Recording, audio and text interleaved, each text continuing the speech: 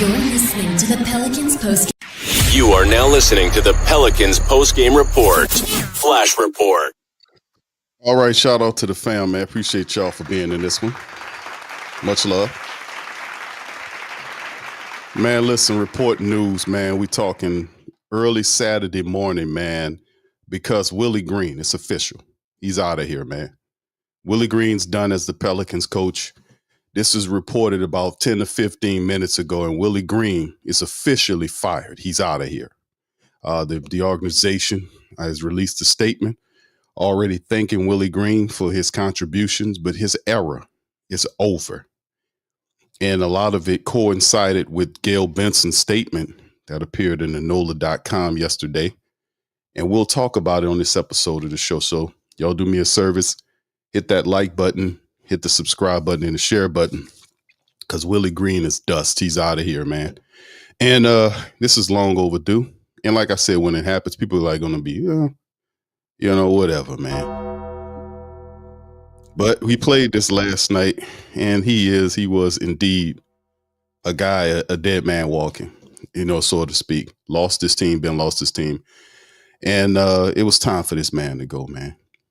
Thank goodness. All right, anyway, let's get into the article, man, because, this is what it said. New Orleans Pelicans fire head coach Willie Green 12 games into his fifth season. The man should have been fired last year. The Willie Green era has come to an end. Willie Green, the Pelicans have fired their head coach on Saturday morning. Joe Dumars, executive vice president of Pelicans, announced the decision. After careful evaluation, we have made the difficult decision to make a change at head coach. Dumars said in a statement, I have the utmost respect for Willie Green, and I'm sincerely appreciative of his contributions to the Pelicans organization and the New Orleans community. Green, who's 44, was in his fifth season as the Pelicans head coach. The Pelicans are 2-9 this season, including 4 losses by at least 20 points. His final game was Friday, 118-104, loss to the Lakers. A day earlier, Pelicans owner Gail Benson said in an interview, she was disappointed at the way the team had started. We need to improve immediately. Our roster is built for success right now, right? But she made it clear that she was leaving the decision up to Joe Dumars, hired in April to be the team's executive vice president of basketball ops. She said, I really like Willie Green. Y'all apologize. I was just doing a little exercising before I jumped on the broadcast. So I really like Willie Green, Benson said, but I hired Joe to assess our basketball operation.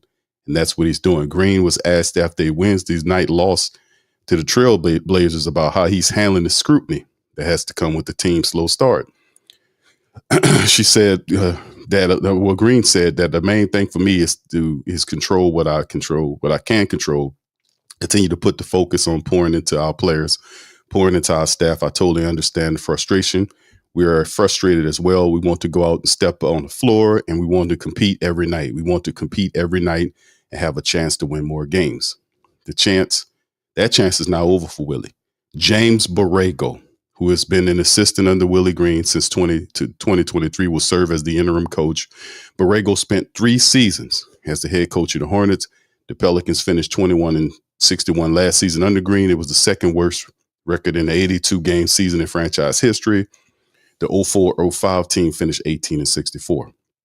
Green was hired as the Pelicans head coach in July of 21 by David Griffin, the Pelicans executive vice president of basketball operations at the time. Griffin was fired in April and replaced by Joe. Despite the Pels' struggles last season, Dumars decided to bring Green back this season. It wasn't Joe's decision. And like we said here on PPR, that this was all Gail Benson. You can notice the proximity of the firing versus the release of the article yesterday. She was the main reason why Willie Green was held up to this team. She's the reason why the team is failing. She would not allow Joe Dumars to can him, to fire him, to pick his own coach. Now she's contaminated the season because the Pelicans are 10 games under 500 right now. So they have a long way to fight back, but it starts today. Right. So let's see what she says. I'm looking forward to going forward and working with Willie to push to success. This is what what was said. Dumars went on to say that Pelicans fans will be proud of his product on the floor. No, we didn't. The style of play, the resilience, toughness, playing hard, never quit, none of that. That wasn't the case this season. Green compiled 150 and 190 record. He went 24 and 76 in his last 100 games. He led the Pelicans to the playoffs in his first season, the play-in tournament his second season, and the playoffs again in 23-24. Then a 49-33 record in 23-24 tied for the second most wins in franchise history. Last season, Pelicans were hit hard by injuries and never could recover because of the injuries. Green used 47 different lineups. Green is just the second coach in franchise history fired during the season. The only other one was Byron Scott, who was fired after a 3-6 start in the 2010 season. I have tremendous admiration and respect for Willie Green, Benson said in a statement Saturday morning, and I truly appreciate all he has done for our organization over the last few years. But this is a tough business, and these are difficult decisions. It's not personal. It's never personal. It's all business, and the business is winning. And if you cannot win, then you must go. And Willie Green is officially done. So I don't like to hit the clap button on somebody getting fired. That's kind of, it's not cool. But the way this whole situation carried on, this shows how inept the Pelicans were. And not just in particular, it was Gail Benson. I put it firmly on her. But now that is done, James Borrego takes over the team. The Pels have another matchup. We'll see what James's Pelican team looks like. What is it? Tomorrow, I think it is. Yeah, tomorrow. We'll see what his team like. So the Pelicans are 2-10, at 8 games under 500, as opposed to, I'm thinking like 2-12. Like the next 2 games could be losses under Willie Green. But a lot of the players, rumored have given up on Willie Green. It was just a lot of stuff, a lot of complaining, how he was making these adjustments, and it was time for him to go. He did not have any answers. But as we press forward, and Willie's done, let's move forward and take a look at what's happening with the Pelicans coming up. Sunday, November the 16th, Golden State Warriors. Of course, that's the 6 p.m. game on this upcoming Sunday. And then it's the first of the back-to-back. Monday, November the 17th, is the OKC matchup in the Smoothie King Center. And then into next week, middle of the week, Denver is also coming to the Smoothie King Center. 3 really tough teams. And then that Friday, the Pelicans hit the road for the first of a back-to-back against Dallas. And then they come home for a matchup against Atlanta. And then it rolls into the following week. So it's going to be one of these situations where the November slate of games, to finish out November, is going to be tough because we got Golden State a couple of times. We see Dallas. We see Los Angeles a couple of times this month. We got Chi-Town, Atlanta. We got Denver. We got Memphis again. So, we have this November slate of games has a degree of difficulty, but a renewed confidence. Now, as we move forward and look at what we getting with James Borrego, right? That's the next thing. Willie Green, that's old news. And we're just doing the breaking news that's old news insofar as this guy was supposed to be gone.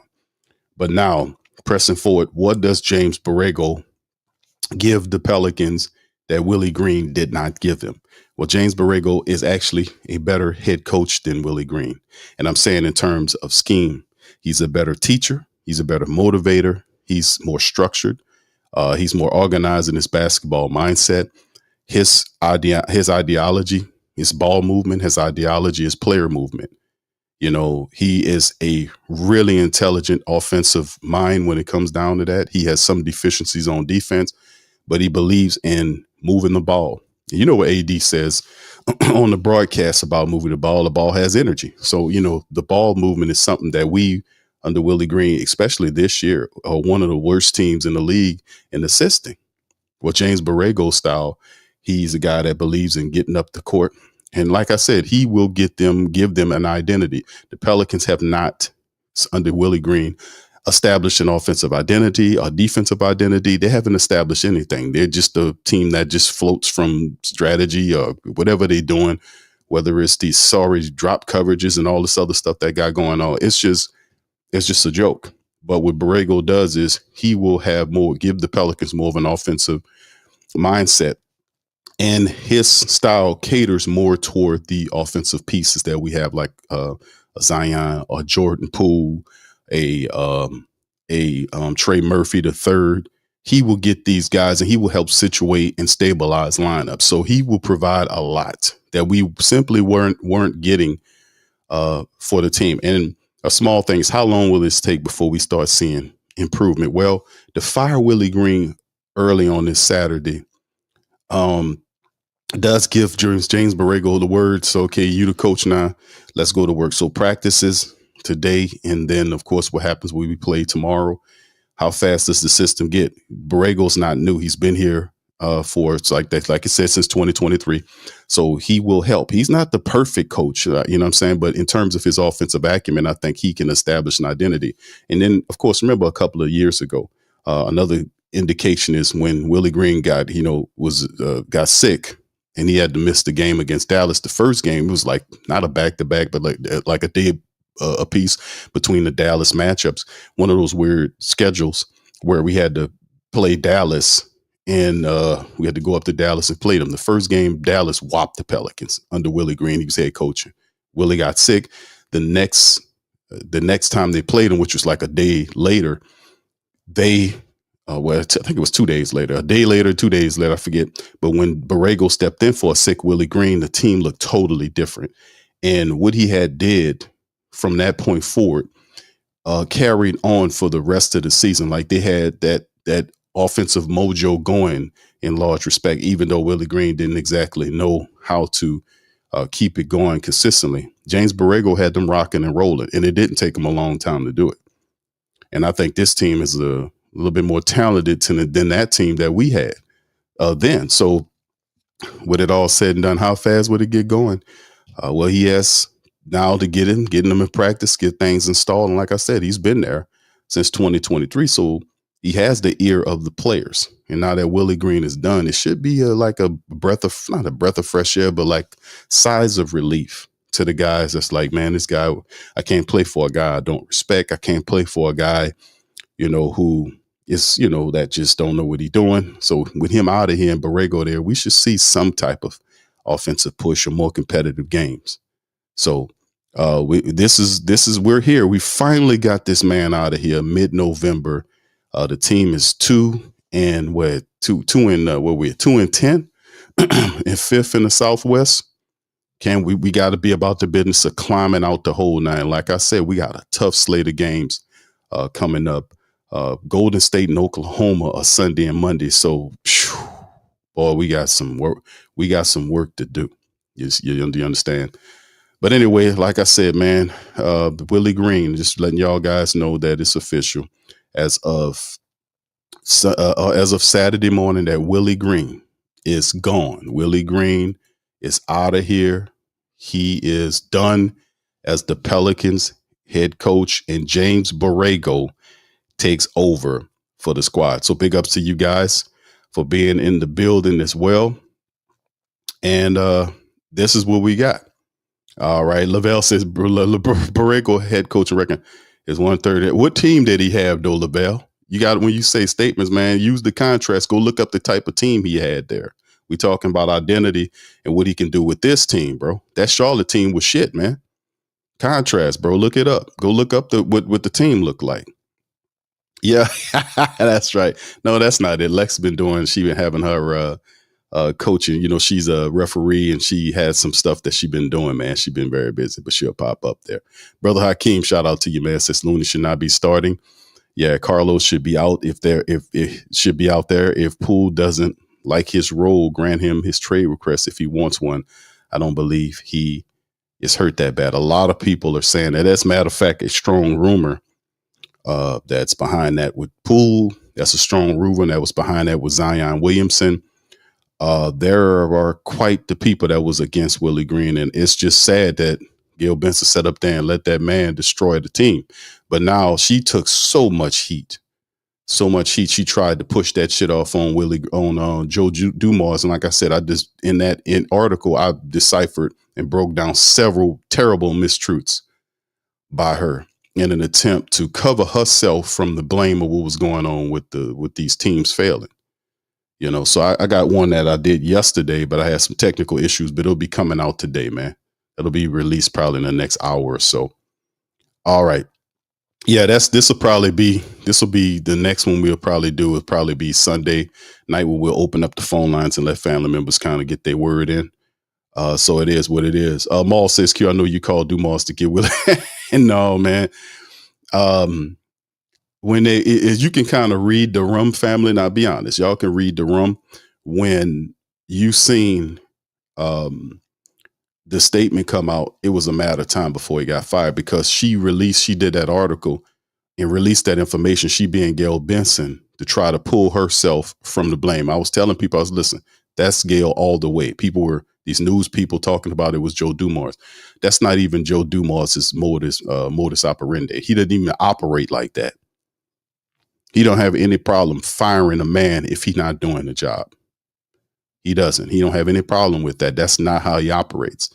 It didn't make sense because it was Gail. And she had a pattern to it because I showed you the previous pattern was what happened with Elvin Gentry. Remember, Elvin Gentry, in his first year under David Griffin, Griffin wanted to fire Gentry. Griffin did not like Elvin Gentry, and Elvin Gentry did not like David Griffin. Griffin wanted to fire him, and it was Gail Benson that stopped it. She did the exact same thing with Willie Green under Joe Dumars. Then she spins this whole narrative about this is in Joe. I trust Joe to do it. No, you were the one that was gumming up the works. That and talk about accountability and gonna lie like that. So no, we don't believe you. Outside of that, now that he's gone, because the pressure was so much so she had to create an escape lane as opposed to saying, you know what, it was me. I thought I liked the guy. I wanted the guy to be here. No, it don't have nothing to do with likes, man. It's wins and losses. That's what this is about. This man overstayed when he wasn't supposed to be here that long. We could have had a whole new coach situation, but it's about time. All right. What's up? What's up, Triple D? Good to see Triple D. That's right, baby. We got rid of his ass. We have to look at that GPS finder he walking around with, man. All right, big ups, man. All right. Yeah. Virgo says, damn, keep Willie Green. You're a Hawks fan. Okay.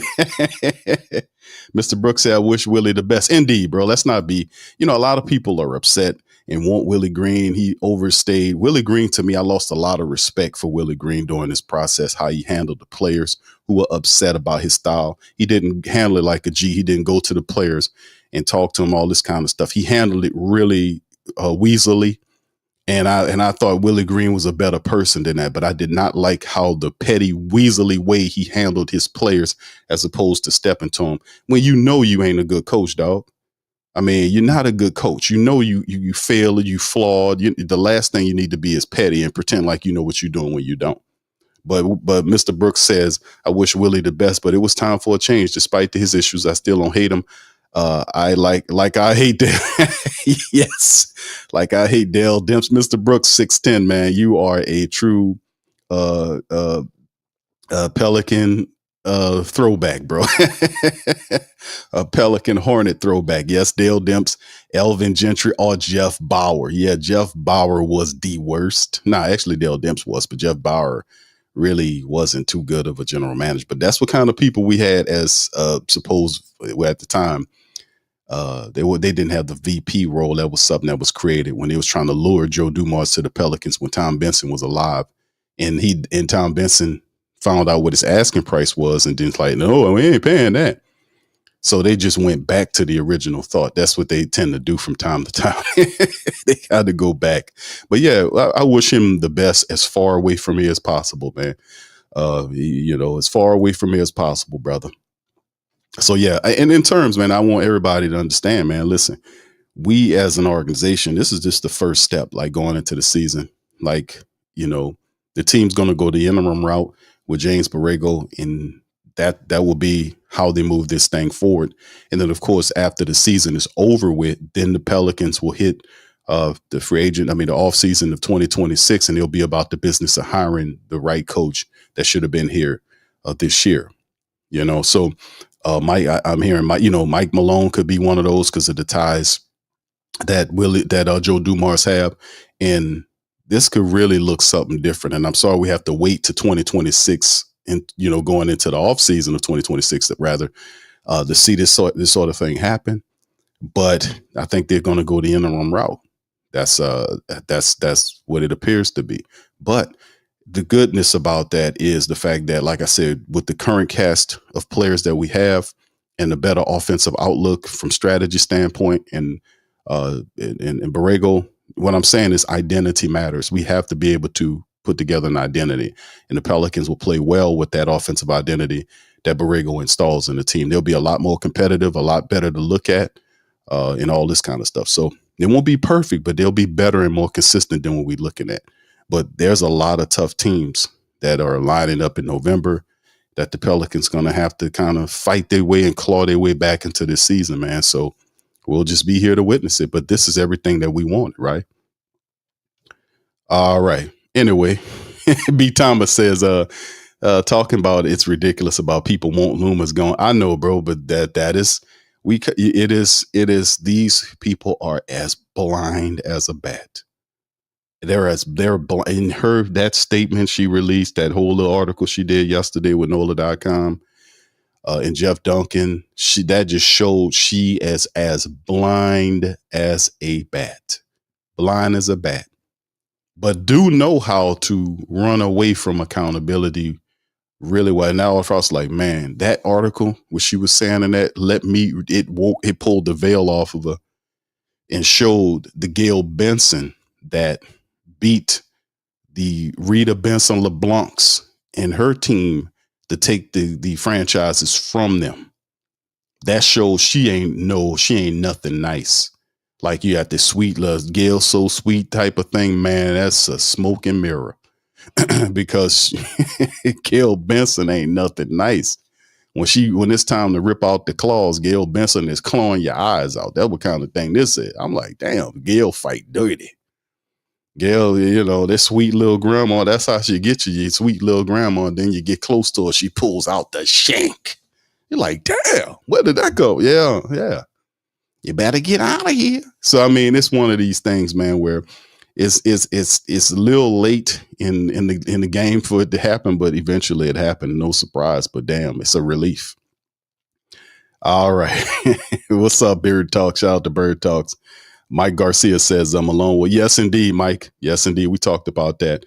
Darrell, shout out to you, brother. Says, go get Mike. Yeah, Mike Malone is somebody that's interesting. Jay Black, shout out to Jay Black. What's up, YO? Big ups to you.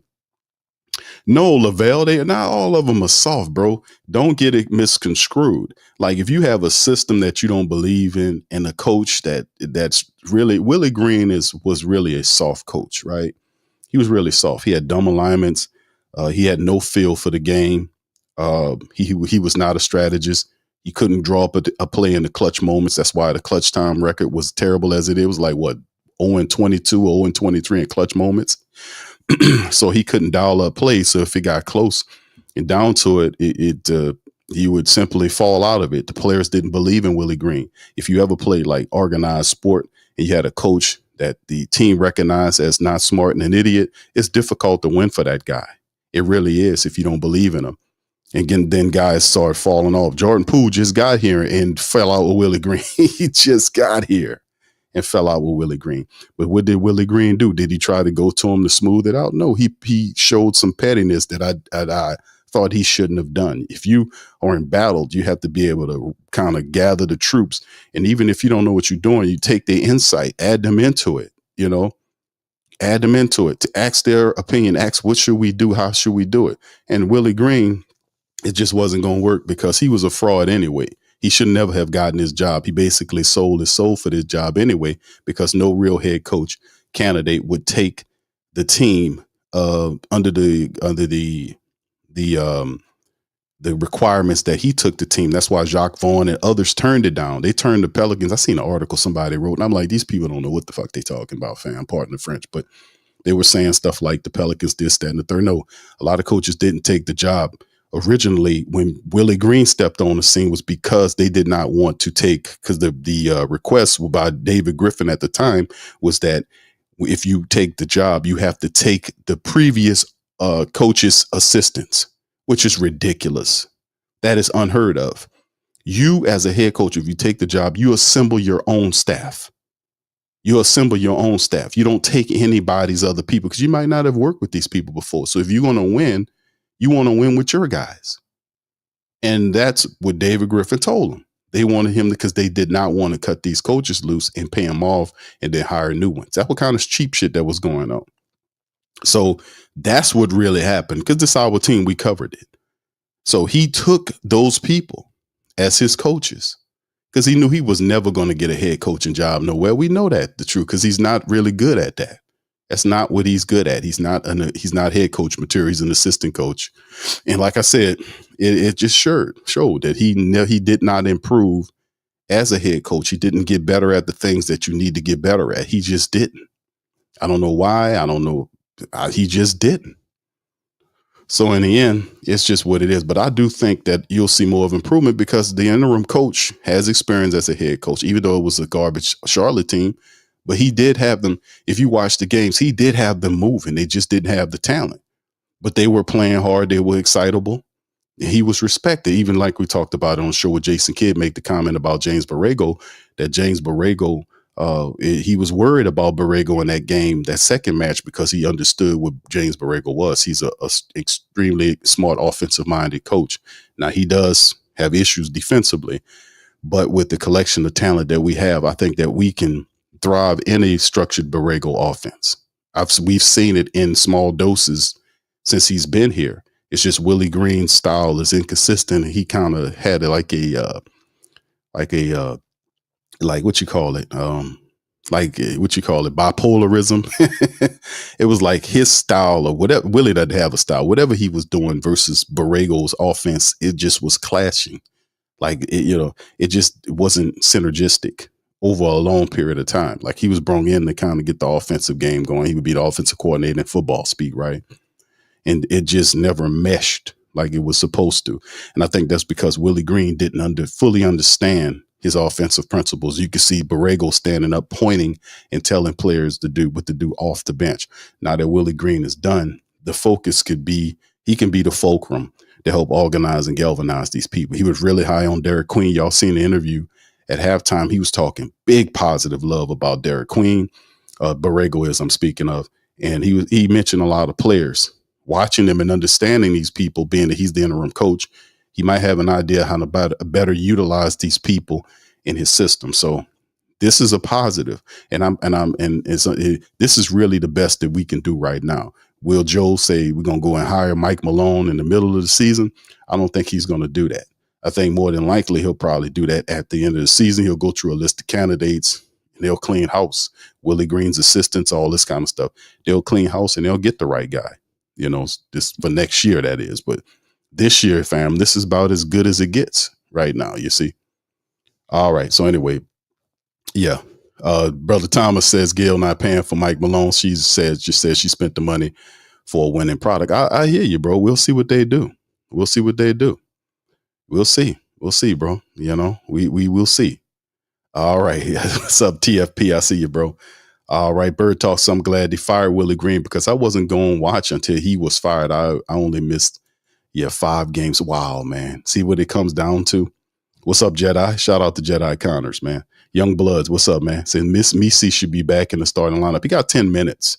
Remember, Misi, according to the reports that the rumored reports, strong rumors, that he liked a tweet that Willie Green should be fired. And of course, Willie was petty behind that. But if Willie was real, you're like, man, you know what? Yeah, I actually should have been fired because I stink. The team doesn't respect me. The players don't like you, but yet you have the nerve to be petty behind it. That to me was really, really eye opening. I thought Willie was a better person than that. Big Dog Space, he says, won't no coach succeed there if they can't keep Zion. I disagree with that, Big Dog. I disagree with that. Zion is, even though the team is supposed to be built around Zion Williamson, they have enough talent to win games if Zion is unhealthy. They have talent to win. I don't think necessarily the problem is always Zion's health. I think the problem we had from a team standpoint was we had no coaching. We didn't have a structure. We didn't have anybody that was leading this team anywhere. It's a difference when you have a guy that knows what he's doing, that creates an identity for the team to play behind. Because whether Zion is in there or not, the team still will have the same philosophy when it matches up with other teams. Because you're not going to always have these guys. So, but the temperament doesn't disappear because Zion is not healthy. You get what I'm saying? They still going to play hard regardless. That's almost similar to what we see with other teams who are missing their players, but they're still in there fighting their asses off. I seen when we played OKC, they had 3 starters missing, but they had guys coming off the bench that was still handling the business. It's just it just tied to identity, not to particular any player, but they have to have an identity and a mindset in which everybody has to galvanize behind. But Zion is a big part of it. So Steph says it finally happening. Bye-bye, Willie. What's up, Benny? Says, are they giving Willie a cushy front? No, not that I heard of. Reports are saying Willie's out the door, man. Jay Horn says this move will probably unlock Z. Bayou says Willie Green, Willie coached them into 4 losses indeed. Charisma 1976 says, is it really true about Misi? You think that would? Yes, indeed. The Misi thing, man, is a strong rumor. Like, let me tell you, fam, a lot of they're rumors because nobody from the team is going to step up and say, hey, man, I'm giving a thumbs up to this. Some of this stuff it just will not be admitted to until the people that's involved are away from the team. Let's say, for instance, some players leave next year and then they go somewhere else and then they'll speak on it. We usually get it, that way. But there are very strong rumors about Eves not liking Willie Green, and you can see it play out in the games where he came back, he got no minutes. And that's like really funny how that happened. The Zion Williamson, him not playing and not his injury related, the Jordan Poole injury situation, a lot of that is strong rumors that those players are, have kind of, I ain't gonna say, for lack of better words, boycotted Willie Green and not wanting to play for him. And people going to Joe Dumars and talking to Joe Dumars about, Willie Green and Joe at the time. So it was a very strange environment because Joe's supposed to be the top man running the Pelicans, but Willie Green had the protection from the sort of like the godfather, the godmother, the godmother of the Pelican Mafia is Gail, and Gail's had her seal of protection on Willie, basically in kind of Italian mafia lingo, made Willie. So you can't hit a made guy without the permission of the boss. I did a whole Godfather thing, man, but that kind of fits if you think about it. So Joe Dumars could not remove Willie without her blessing. And when she did that article yesterday, and I was like, now she's absolving herself of any blame, even though we know it was you. And then after that comes out, the next day he's fired. Man, get out of here. Get out of here. We can't put 1 and 2 together. Cut it out. All right. What's up, brother? Mo says culture. Yes, indeed, man. That's what we looking for. What's up, Ross? Shout out to y'all, man. Thank y'all. Up early in the morning, man. We talking about the Pels, man. It's some good news. Willie Green is up out of here, fam. I think that's a good analogy, huh, family? The mob thing, right? Now, Willie Green couldn't get hit. He couldn't get the button, put on him because he was protected by the godmother, So the moment she took her blessing off yesterday with that article, he gets fired the next game, the next day. What's the difference? He was losing multiple times prior, but it takes the statement the day after the statement. Who was holding who back here? It wasn't Joe. I was telling these people, these national folks that's talking about Joe Dumars needs to be fired and Troy Weaver needs to be fired. They did not understand what was going on here. This is not a regular situation. This is an owner that was protecting a guy that wasn't supposed to be here. Youngblood seeing all those empty seats, Smoothie King Center last night with the Lakers in town had to be an eye opener for Joe Dumars. He been seeing it, bro. Remember, it was Joe Dumars that brung it to Gail Benson at 0-6. He been trying to do this. If Joe Dumars really had his way, he would have fired Willie Green at 0-6. It was Gail Benson that pushed it up until this point. It was her that did all of this. Joe Dumars was trying to fire him at 0-6. Go look it up. They called the meeting and were talking about having serious internal dialogue or discussions. What you mean serious? Who's having talkings? Who's talking? The guy's 0-6. He's lost the team. Guys don't want to pay for him. And you mean to tell me you having discussions and then they didn't fire him? That was Gail doing that. Joe was trying to get her to understand we have to do something. And she would not move off of it. She stayed behind Willie Green and kept on protecting him until she couldn't take. Now she came. They were that heat for her ass. It came for her to the point where she had to kind of back up off, say, okay, I'm done. So I mean, I'm glad it's over. But once again, it's showing you that the same way we had to get rid of Dennis Allen family was the same way we had to get rid of Joe Dumars. We said that when they fired Dennis Allen, last year? We said that's like the same way we got rid of Dennis Allen. It will be the same way we get rid of, just in reverse. Then the same way we get rid of Dennis Allen is the way we get rid of Joe Dumars. And that was true. That was a prophecy. And it happened too. We had to force these people out of here because the leadership doesn't have any vision. How could you not see the man was not the right coach? How could you not see that? Because these people are blind. They're blind to the money.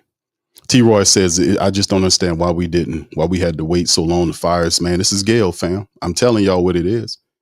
Think about the comparison, the contrast between the statement she put out yesterday and the fact that he gets fired today.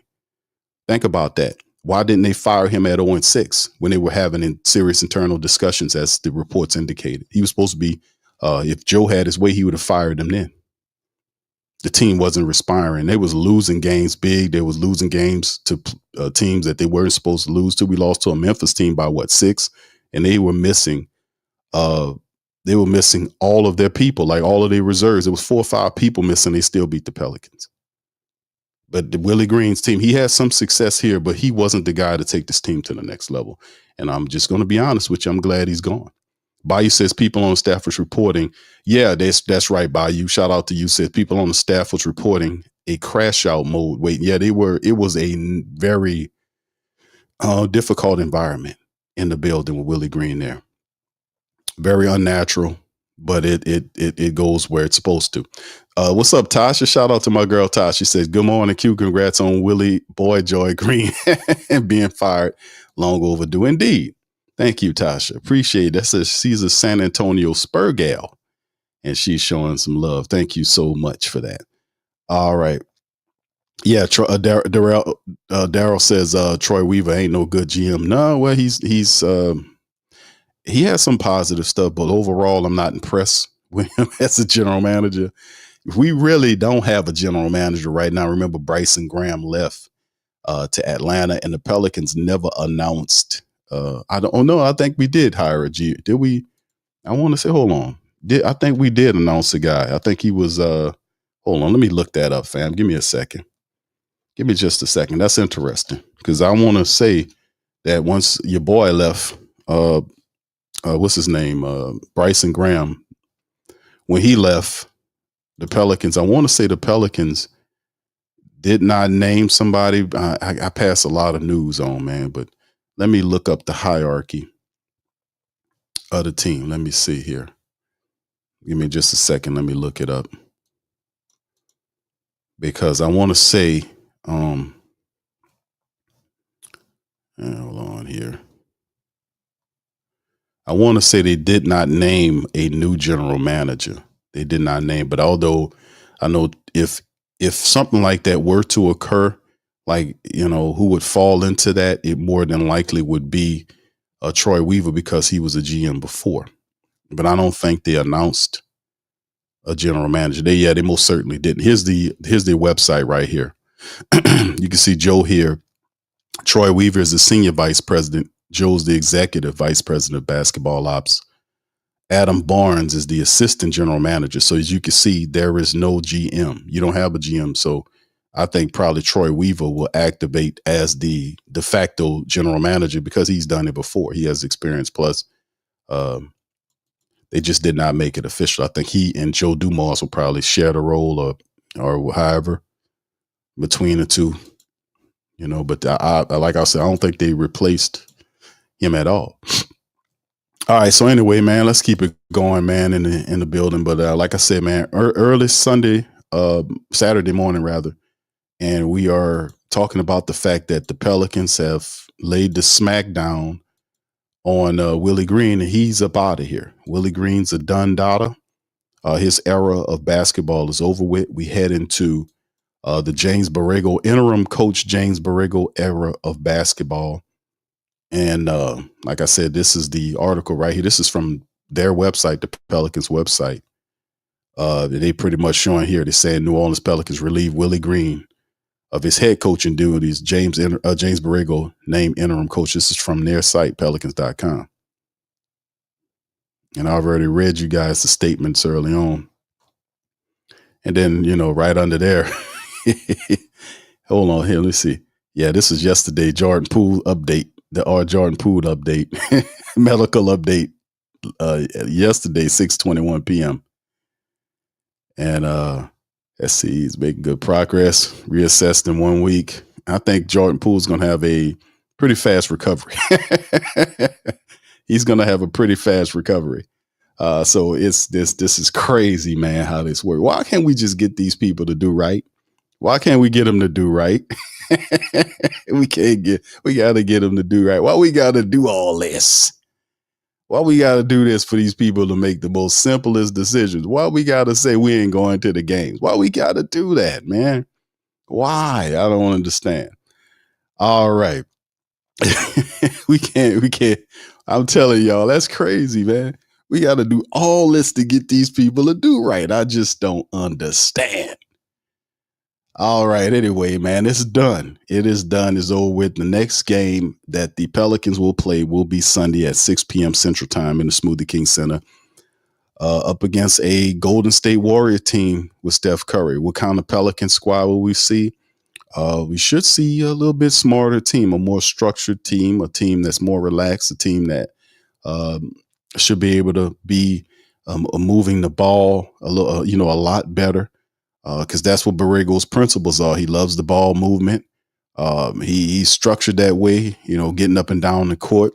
He's disciplined with that approach. And like I said, in terms of having an assistant or an interim coach to step in, Borrego with these offensive counterparts, we have Jay Fears and the Derek Queens. We should see a more formidable. Not saying they're gonna go out there and beat the brakes off the teams, but you should see a more competitive team. At least. So we'll see. All right. So anyway, man, with that being said, okay, Jedi, what you saying, brother? He says, go back to your last comment that you made. All right. Let me see if I can find it, my brother. I don't see your last comment. Can you just say what you Oh, no, here you go. Is this the one you're talking about, bro? He said, Willie likes Queen, not Zion. I don't understand that. I think the reason why he probably don't like Zion, because I'm rumored. Fam, these are hot rumors that can't be verified, but you can kind of look, do the knowledge and look between between the actions to kind of see it, is that Zion Williamson was supposed to be having this, talking to Joe Dumars about the status of what's going on with the team, this sort of thing. So you could see him talking to Borrego, not so much to Willie Green. And that's why I was like, Willie Green really in these nasty moments showed a really nasty negative side of himself with all the losing. He got extremely petty in his behaviors, which I think you don't have the right to do that if you losing like this. You're not going win your team over by showing and being petty like what he was. He got real stinking petty with a lot of these players. And once you lose your team, I don't know why you would take that path or that course of action, because it'd be the team that would stand to protect you. If anything, if they loved you and they would play for you, then they could have salvaged your job. But you being petty when you're dumb and you don't know what you're doing, that was a bad energy and a bad way to do. So when he showed that, I lost a ton of respect for Willie Green. I really did. When I seen his nasty petty side, when he losing his stinking ass off, I was like, man, you can get the elephant. You can get on up out of here, playboy. How you gonna be petty and you dumb? You don't know how to call timeouts on time. You don't know the rhythm and the flow of the game. You're messing up lineups. Guys, when they hot, you're taking them out of the game and putting in lineups that have no offensive ability. When you need offense. I mean, how you just reserve the right to be petty and you're that stupid in your rotation and your coaching acumen? I mean, how could you be petty with that? I'm just asking the question. How could you be petty? You can't. So in the end, that pettiness and him losing the team should have cost him his job last year. We've been saying it, but I'm happy it happened today. Let him go and find something else to do.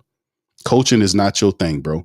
Maybe you can go and be an assistant coach on somebody's team. That's fine. But head coaching is not what you're good at, bro. You're not good at that. Not everybody can do it, but you got paid and you suck at this lady. And for the last 5 years, almost 5 years, or 5 years indeed, you suckered her in and became a head coach. You lived your dream. So, that's that. You got paid. So move the hell on. Let somebody else that know what they do take over the team. And that's what we got going on. So like I said, I just lost a lot of respect for him. All right, what's up, Stacy? I'm going to say fire Willie Green every day. There's no need for that, Stacy. The man gone, bro. That's like beating a dead horse, bro. It don't make any sense. Charisma says, so you think it's confidence that Zion will most likely be playing Sunday? I'm not sure on the Zion Williamson thing, bro. Not sure on it. They did say that Zion was practicing again. But it would be interesting. It would be very interesting that on Sunday Zion is playing and on Monday Jordan Poole would be playing. I'm just saying, because it would definitely validate the rumors that has been swirling around that certain players, and I'm talking about really good players, do not want to play for Willie Green because they don't see any success in his system. And they don't trust him. They don't like him. That's because he turned real negative and nasty and demonic toward the back end with all of that crap that he was doing. So it's just what it is. All right. Cold Chillin says, about time. Shout out to you. We need to get these new lineups together and go on. Yeah, we got work to do, fam. We got to go. Mike says, Willie made more money as a coach than a player. Indeed, bro. Good comment. Indeed. All right. Tim's Avenue says it's not his fault. I guarantee he finds another opportunity and thrives. It's not whose fault? Willie Green's fault? Not Willie Green's fault, my brother? I mean, I would have to disagree, bro. I have to respectfully disagree with you, Tim's Avenue. I mean, this is what we do at PPR, man. I'm telling you straight off top, man. This ain't no one-hitter quitter, dude. We've been dealing with this and dealing with this for over a decade, man. we know what the problem is with the team, fam. I mean, and of course, if you changed out everything. You changed out the players. You changed everything except the coach, and they still failing like this. Come on, bro. And even when they had all of the players healthy, they were still losing games, bro. Come on. So I mean, if it's not his fault, no, bro. It is definitely Willie Green's fault. He's the head coach. If the team succeeds or fails, it's on him. He gets the credit if they succeed. He gets the blame if they don't. It's the head coach. He's the leader of the team. He is the guy. If there is any blame to be issued out, it will be issued out on the head coach. That is a common thing across professional sport. If you got a head coach running a team, if they having problems, the first thing people are going to turn to is the head coach. And when they turn to him, they would be looking at him and they would be in truth mode because Willie Green is not a good head coach, bro. He is not. And like I said, I'm not going to go over the laundry list of things I just said about bad rotations, dumb lineups, no feel for the game. I'm not going to go into a perpetual laundry list of things that I've personally witnessed from Willie Green over his tenure here that he was supposed to improve upon, and he did not. He is not. He's a solid assistant coach, but he is not head coach material. And he is prolonged here because the ownership is not smart. Let's just put it like that. I'm not going to lambaste it too much, but she was not smart and are making decisions based on likes as opposed to results. That is facts. That is facts, my brother. So I disagree with that, my friend. I disagree. You must be Willie Green's relative or something, huh, bro? Is that your cousin or something, bro? Because I know a lot of people in the chat, and I don't know too many people that say it's not their fault that watch the games. So if you want to clarify that, bro, I'll pop your comment and put it in there. All right. Shout out to Black Preacher, man. OG Jerry. What's up, brother? Big ups to OG, man. Just talking at y'all, man. I got a few minutes to talk at y'all before we get on up out of here. All right. Start the day. We got a lot of stuff going on. LSU stuff on Tough Tiger Talk, fam. They fire up against Arkansas today. That's on tap. We got another report coming out that I did on the mobile as we was moving. I was traveling yesterday, so they have a distortion in it just a little bit. I tried to clean it up, but that'll be something we do. It's a reaction to Gail Benson. So I got a few reports that are coming out. The reaction to Drew Brees' commentary, reaction to Chris Olave being on K's show. All that's coming up for this weekend for the family members. So just giving y'all a little rundown and ball down. Also, Ring Kings Boxing got a few reports that'll be coming out for Ring Kings Boxing. Y'all be looking out for that. Y'all can follow our family of channels that should be listed at the bottom of our YouTube, the Pelican Postgame Report YouTube platform channel. If you scroll down, you'll see the rest of the channels that we have. Feel free to check them out. We do pretty much a lot of stuff. But yeah, 504 Fresh says finally, he says Queen Bee finally making the moves this year. She feeling the pressure, man. And the shout out to you guys. I'm gonna give the clap to you guys, not to her. This is for you. I'm gonna give the clap. That's the round of applause to the black and gold who fought to make sure she do it, and to the blue and red, the Pelicans, the faithful. The faithful were the ones. Like I showed a picture of the arena last night, fam. The arena photo. Let me see if I could pull it up for y'all. I don't know if y'all seen it, but there was a photo of the arena that was on a Saturday night. I mean, a Friday night rather. And this is what it looks like. If you look close on a Saturday night at a game against a good opponent, and look how the arena looked. Look at all those empty seats all scattered throughout there. That's what it took for her to finally get the message before it happens, because all they care about is money. They tell you winning, but all they do is care about money. But, you can get the money, but you got to do it the right way. And they simply did not. They simply did not do it the right way. Right? All right. All right. So big ups to y'all, man. And like I said, it's good, man. We started off and it's over with. We got something else going on. Yeah. Yeah. This is what, yeah. This. Thank you, bro. I'm clapping for you guys, man. Because we going through this all ourselves, man. And fam, we were so, man, I tell y'all, man, last night's show was so, I ain't gonna say it was depressing, but it was weird because you don't know where to go. Like you're doing a show and you looking at things and you're saying, man, people are looking for answers. And they're like, what's going on? I'm like, fam, this is Gail. Fam, this is Gail. Fam, this is Gail. This is not Joe. This is not Troy. This is Gail. This is Gail. This is Gail. When are they going to make the move? Q, how many losses have to happen before they make the move? And you're like, I don't know, bro. I don't know. It shouldn't be two more. It shouldn't be one more. It shouldn't be three more. It was just it was like being stuck in limbo somewhere. You walking down the street and things just keep repeating. So you realize you're in a time loop. You're not going anywhere. That's the feeling that the Pelican faithful were locked in on for the last, I don't know how many months, but especially days since 06, since the 06 start by the Pelicans, when they were having internal discussions at 0-6 when Joe wanted to fire him. Then it was Gail that said, no, give him more time. But then now in this article yesterday, she sit up here saying, no, it's no, we need this type of thing. And then when he gets his first win, from the 0-6, he gets his first win against Charlotte when they won 116 and 112. I showed the video footage of her walking in behind Willie Green, clapping for Willie Green for his first win. Right.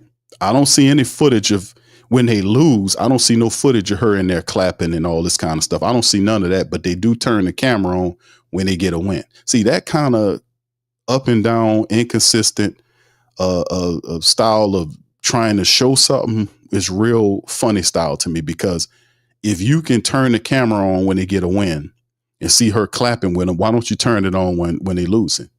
So I don't know if she's there or not. She says she is, but I called her in several lies in that article. The players don't need you hugging all over them. Them people got parents. What they do need is for you to get out of the way and allow that the people you hire, because I know Joe Dumars is the right dude. He's the right guy. But if you didn't hamstring him, because remember when they hired Joe Dumars, they were saying that then, that he's not allowed to touch Willie. So he did everything else that he could do. But as a man, as a top dog in the organization, you mean to tell me I can't get rid of the coach? I can't get rid of the coach, and the players are complaining about the coach, and I can't knock them off. That undermines me. But you usually hear Joe as vocal, but what happened? You did not hear Joe Dumars at all during that time frame. He was the one pushing to get rid of Willie Green. Like he said, she said that he grew up and he knows Willie Green. Well, guess what? If he knew Willie Green, he knows that Willie Green is a limited head coach. He's limited in his understanding of basketball as a head coach. If you know somebody, you know somebody, man. So it's what it is. It was a very weird feeling. Fam, listen, I missed the Portland game because I was traveling, but the energy's like doing these shows because you're going to represent and show. You're going to show up for the faithful. But it's hard. It was a great degree of difficulty. And they've been doing this for a decade plus. It's hard to kind of, and we've been through a lot of losing, fam. I ain't gonna tell you no difference. Been through a lot of losing, but this sort of thing that we experienced when the ownership refused to get rid of the man, fam, I haven't seen something like that. When you got every reason to, and you just holding on to him, you are literally suffocating the team. You're literally destroying the team. The players are pissed off. The coaches, you can see the coaches are uncomfortable. You can see the staffers, their reports that the staffers were uncomfortable. They report an environment of toxicity operating with him in there. And then he's supposed to be religious, but he turned into a whole demon in there, being petty and doing real nasty, petty shit. And I don't respect him for that. I disrespect the hell out of him for how he behaved, how he lost these players. And they were justified in their analysis of Willie Green because Willie Green didn't know what he was doing. So instead of doing that, he played to that disagreeable side. And that's why I disrespect the hell out of him for that. You're not supposed to do that, Mr. Holy Man, religious man, Mr. Holy Man. But anyway, it is simply what it is, man. It's simply what it is. It's over with. It's a done deal. Bishop says blessings. Shout out to you, brother Bishop. One love. Terry says, watch the clip when he called timeout and Murphy looked. Yes, I know, Terry. Shout out to you, bro. I know I seen that, bro. And it's the same look and intensity that, like, if you look at him, Trey just looked at him like he wanted to smack the piss out of him.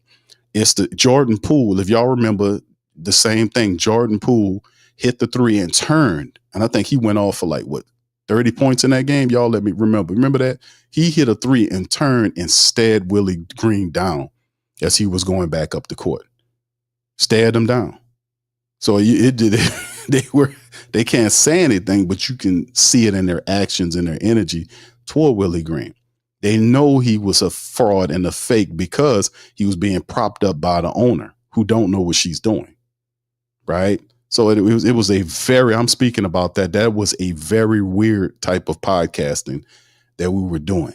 Every game, like people looking for answers and you trying to do your best to fam, listen, I don't know how long it's going to be till they, this type of thing. It was very weird, bro. I mean, like I said, I've been doing this for a while and I've never seen a situation as ridiculous as that. I'm just glad it's done for. All right. Bayou says Willie Green is a bench player, just happy to be in the league. Yes. Yes, indeed. All right. Yeah. Yeah. Stacy says, what about the outside noise? Yeah, this was something. Yeah. Hit the choir laugh. Talk, boy. He ain't lying. Yeah, that's a part of the game, man. We going through it, man. Like it just the new with Borrego, bro. We just happy, man. We're just happy that this whole dire situation with the team is over with. I'm happy for the Pelican faithful that we're finally on to something else because we've been having this guy around for 5 years. He had done some positive stuff, but that's not the point. The point is you've been here for years. You have to be able to build on every year, and you cannot use injuries as an excuse. You cannot use it. Why? Because everybody has injuries, not just you. Even though you might be impacted by them more, that's still on you, because if you're impacted by injuries more than everybody else, then you have to start getting more investigative and looking into your organization to find out why your health staff is having so many problems with the injuries, because everybody's doing the same thing. You're not doing anything that these other 29 other teams aren't doing. How are they able to keep their personnel on the court to help them win? You know, this is the sort of thing you have to delve into and do audits of the departments of your team. The health department, I've been yelling at them for years to investigate the health department for the Pelicans. That's what's been failing the team. The health department. They don't do anything substantive to the health department because they have these agreements signed with Oshner Sports Medicine side. They're locked in into it. So they're not going to criticize them. They're just going to keep doing it because they're getting paid off the arrangement between them. Be damn the team. But, you know, that's what you really have to do. You have to up that level of it. And then on the other side, you have to start doing personal audits of the coach, because it's only two places you're going to look at when you're looking at why the team is not winning. You're going to look at the coach. You're going to look at, you know, to see what's going on with him. You're going to go talk to players. You're going to do like a team audit. You're going to do a team audit. You're going to go through the different assistant coaches and players, and you're going to get their words, and then you go elsewhere with it. Then you go on outside. You talk to the supporters of the team and get their account. The people will tell you what the problem is. People are not crazy. They're not out of their minds, but the people know exactly what the problem is with the Pelicans, especially if you're a pattern recognizing person like myself. Shit, I'll be looking at, I know what they're doing. I know what time it is, because you can see it. They can't hide the body language. It always tells the truth. Bayou says 5 years and no team identity. Indeed, bro. That's what you have to establish. The man never established an identity. Hell, we were not a consistent. We couldn't even do the fundamental stuff right. We couldn't hit a high clip on the free throws. We were not a good offensive rebounding team. This was this one hitter quitter offensive style where you put up a shot, right? And if the shot goes in, great. But, you know, we counting on them to hit that one shot. There's nobody underneath the basket to rebound offensively for a stick back. At some point, people were freestyling. If they wasn't doing the little ISO ball and all this kind of stuff, they couldn't even set up the pick and rolls correctly. On defense, there was no communication going on. Their overload one side, rotations would be slow getting over. That's why Grayson Allen killed him. Grayson Allen hit like 14 3-pointers in that Phoenix game. You know, I mean, in that other game. So I mean, it's the rotations were suspect, and he's supposed to be defensive. So at the end of the day, 5 years for a guy with no setup of anything from an identity standpoint. What are we talking about? That's one of the key things you have to build when you set a culture. Identity is a part of culture. You have to be able to understand we're going to be a blue collar, gritty defensive team, dive on the floor because we represent the region. It's almost like what Memphis did originally when they had Taylor Jenkins. They're going through some BS right now because they made bad decisions. But when they had other guys, there were Lionel Hollins and Tyler Jenkins and the guy before him, I forgot the man before him. When they had those coaches there, they were bought into the blue collar nature of what the Grizzlies grit and grind situation was. And they played behind that, and they had a great deal of success behind the grit and grind identity. They bought into the region. It's a gritty, tough blue collar city. Hardworking city. That's the same as New Orleans. Gritty, resilient, tough, strong. That should be the identity of the team.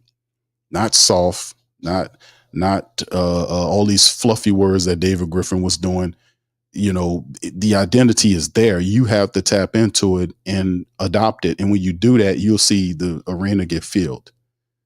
And that's just something that Willie Green didn't represent. He was talking all this togetherness nonsense, all this rhetoric that did not fit what needed to happen. Then you would see guys like Draymond Green and Jimmy Butler and all these other guys disrespect the Pelicans and call them soft and all this kind of stuff. And what would the Pelicans do? They didn't do nothing. They just had their head down. Brandon Ingram walking with his head down. They didn't do anything about it. They called out the nature of the team. They didn't care. And you can't have players like that around here. And he was the main progenitor of that type of behavior. That's why he's out. Bishop said, Q, we got to hit that Gale in the pockets. I think we've done what we're supposed to do. The family is exhibiting its ability to control what happens with these teams. And people were saying for years, man, you don't have any control over what these people do with these teams, and they're going to leave and all this kind of stuff. These people are saying that don't know anything about business or the business of basketball. She is locked in with the city for years. There's contracts and agreements that tie her to it. The buyouts are astronomical. She doesn't want to leave, but there is such a thing as leverage. From a business perspective, there's leverage. You have leverage. You have more leverage than she does because she got all that money, and that's your money. She didn't grow it on no tree. She didn't print it in her basement with a printing press. She got the money from you. A collection of millions of people giving her the money that empowered her to the point where she has weight politically, socially, economically.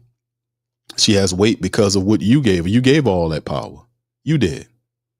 But the moment she steps out of line and off code, you do this and you chastise her financially. And that's what you did. And see how she called down all this billionaire person, second richest in the state, had to back down to little old you, huh? Because little old you ain't so little. I've been telling people about this for years, man. That's the power of being smart and strong in control of your economics. You can make these people do what you want them to do. You can remote control them. You can, if you don't like the coach, you don't have to show up. And while you're not showing up, you tell them why you're not showing up and what you want them to do, and they're going to do it. I told you all that. I've been doing this for years. So anyway, it's a good thing. All right. Bayou says the marketing couldn't even make up the hat. Yes, indeed. Yeah, the hat, because there were people, and I'm on the list. People contact me all the time. The tickets were so cheap. They were giving out lower bowl seats for like less than $200 for 4 tickets. They were really struggling to fit stuff in there. And that's not because in the Pelicans, people talk this dislocation. I mean, it's a relocation talk. It's not that. If you put a decent product on the court and you show, even if the team's not winning, if they're being competitive, people will respect that and go to the games because they see that the team is trying. And even when we get blown out, the people still show up. We still support the team, but it gets to a point where it becomes disrespectful. You know, it becomes really disrespectful. Like, man, no, this is a disrespect. And you draw your line in the sand. And that's what you did. So that's why I'm clapping for the Who Dat Nation, man, and the great the great flock. We stood on business, man, and we won. State says Mavs got Nico out of there. Yeah, a couple of days they fired Nico because of the Luka thing, right? And I'm thinking when that happened, I was like, man, the Pelicans need to do something because the Mavs are trying to change the culture. They want to win, and we have to do something too. We can't be the last guy at the back of it. So it's just happy. Yeah. TFP says I got an email for 100. Yeah. See the price drop. It was like 200 something, 220 or something like that for 4 lower bowl seats. He said I got an email saying 180 for 4 lower. It's going down, baby. Yeah. Stacey said Fizdale. There you go. And Bickerstaff. There you go, bro. Then Dave Yeager. There you go.